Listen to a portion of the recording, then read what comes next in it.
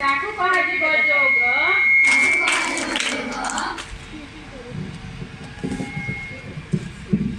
ଶୁଣିବା ନାହିଁ ଭାଇ ଶୁଣିବା ନାହିଁ।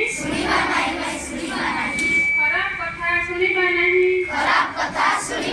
ତାକୁ କୁହାଯିବ ଯୋଗ।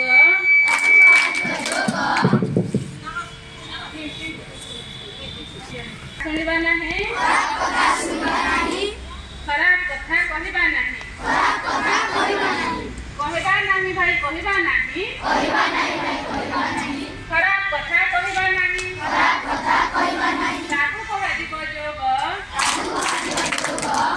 ଭାବିବା ନାହିଁ ଭାଇ ଭାବିବା ନାହିଁ। ଖରାପ କଥା ଭାବିବା ନାହିଁ। ତାକୁ କୁହାଯିବ ଯୋଗ। କରିବା ନାହିଁ ଭାଇ କରିବା ନାହିଁ। ଖରାପ କାମ କରିବା ନାହିଁ। ତାକୁ କୁହାଯିବ ଯୋଗ। ପାଞ୍ଚଟା କଥା ମନେ ରହିଲା ପିଲାମାନେ।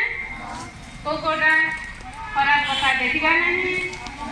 ଖରାପ କଥା ଶୁଣିବା ନାହିଁ। ଖରାପ କଥା କହିବା ନାହିଁ। ହେଲା ପାଞ୍ଚଟା। ତ ଏବେ ଆମେ ଆଉ ଗୋଟେ ଏକ୍ସରସାଇଜ କରିବା।